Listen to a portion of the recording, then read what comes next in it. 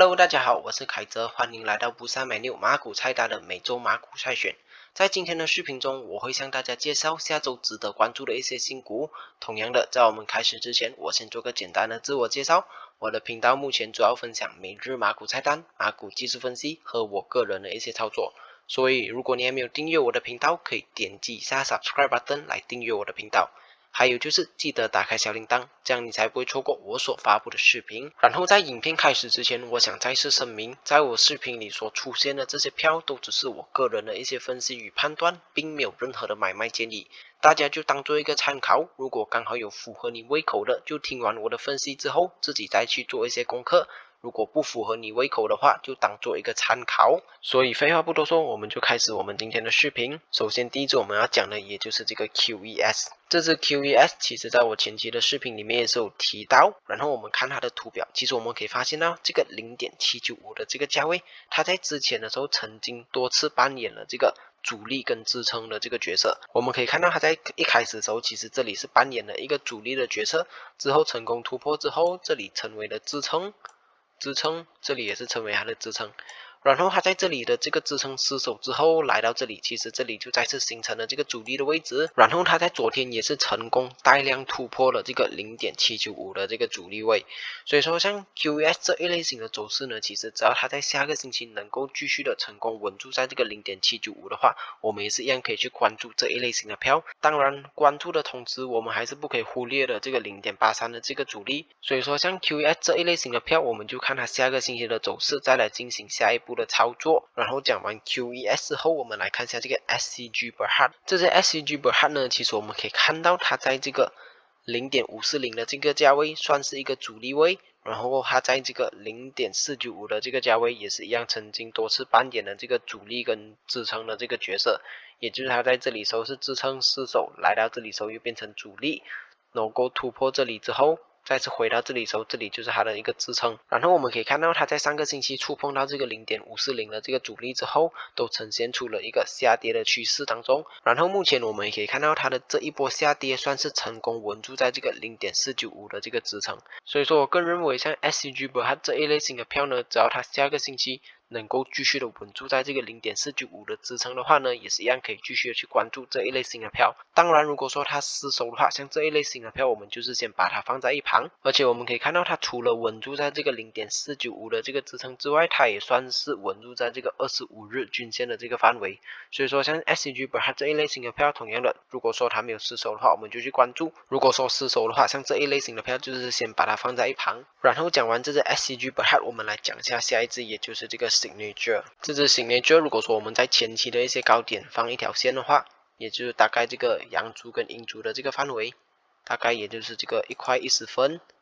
到这个1块12分的这个价位。然后如果我们放大来看的话，我们也可以看到它在这里其实是形成了一个圆弧底的一个形态。然后它也算是成功在这个1块10分的这个支撑上面站稳了3天左右。所以说像 Signature 这一类型的票，只要它没有失守这个1块10分的话，我个人认为也是一样可以去关注这一类型的票。当然如果说你能够承担的风险比较高的话，其实你就可以提前去关注这一类型的票。当然如果说你是打的比较保守的话，你也可以等到它突破这个1块12分再来去关注。又或者说只要它在下个星期的走势没有失守这个1块10分的这个支撑，同时又没有突破这个1块12分的阻力的时候，你想要先一个小仓位在这里建仓也是绝对没有问题的。当然如果说它的走势是直接失守了这个1块10分的这个价位的话呢，像这一类型的票我们也是同样的，就先把它放在一旁，等到它再次突破之后，我们再来去关注这一类型的票。因为我们也可以看到它虽然说已经成功3天稳住在这个1块10分的这个支撑之上的同时，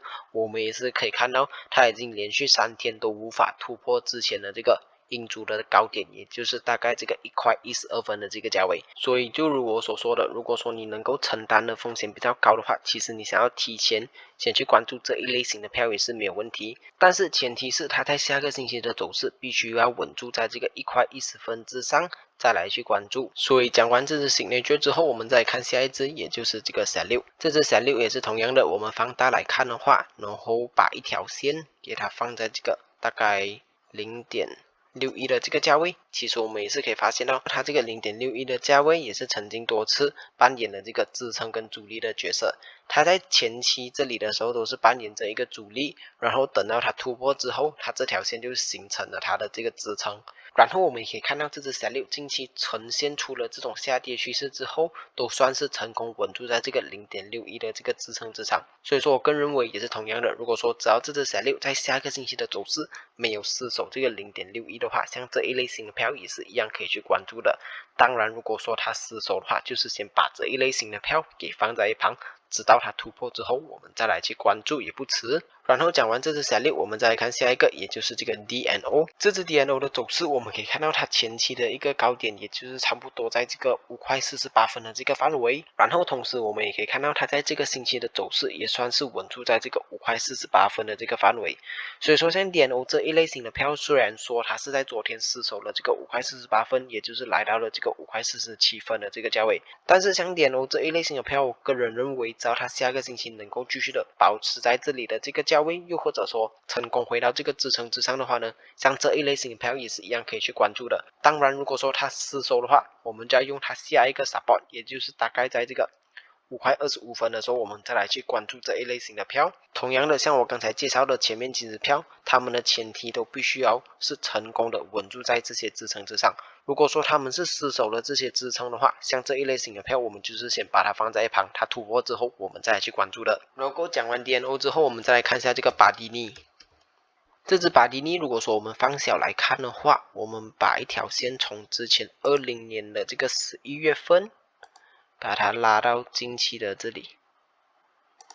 我们放大把它对准，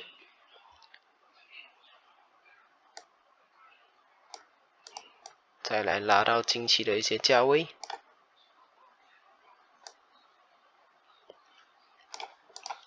我们可以看到这个巴蒂尼的走势，每当触碰到这里的这些trend line之后，都能够成功的稳住在这些trend line之上，也就是动到之后反弹，动到之后反弹。然后我们也可以看到它在这个星期的走势大概这个星期四的时候是有失守了这个上升趋势线，也就是这条我们刚刚所画的这个 trend line， 但是在昨天星期五的时候还是成功再次回到这个 trend line 之上。所以说我个人认为像巴蒂尼这一类型走势呢，只要它下个星期没有失守这个 trend line 的话呢，我个人认为也是一样可以去关注这一类型的票。所以如果说它在下个星期的走势能够成功稳住的话呢，我们可以在前期的一些高点画一条 resistance， 也就是大概这个3块21分的这个价位。所以说同样的，如果说它能够成功稳住之后，我们的这个 resistance 就可以看向这个3块21分。如果说它到时候真的能够成功来到这个3块21分的话呢，其实它也算是形成了一个类似 ascending order 的形态，也就是我们可以看到每当它的这个价钱动到了这个 resistance 之后，都会下调来到 support， 来到 support 之后再反弹来到这个 resistance，之后又再次动到这个 support， 所以说我们就要看这个巴蒂尼的走势在下个星期能不能成功稳住在这个 trend line 之上。如果说能够成功稳住的话，像这一类型的票我们也是一样可以去关注。当然如果说失手的话，就是先把它放在一旁。讲完这只巴蒂尼之后，我今天的视频也就到这里结束。然后在我今天的视频当中，我也向大家介绍了6只票，分别是 QES、SCG Berhad、Signature、Set6、DNO 还有巴蒂尼。当然除了这6只以外，还是有一些其他我认为值得去关注的一些票，但是我担心影片会过长的问题，所以只要在我菜单里其他的这些票在下星期出现一些值得关注的讯号，我还是一样会在我每日马股菜单系列的视频当中一一向大家介绍。所以如果你不想错过这一些票，记得一定要订阅我的频道并打开小铃铛，这样你就可以第一时间收到我的通知。如果你觉得我的视频有帮助到你的话，就不要忘了为我这个视频点赞、订阅并且分享出去。最后谢谢大家的观看，我们下期见，拜拜。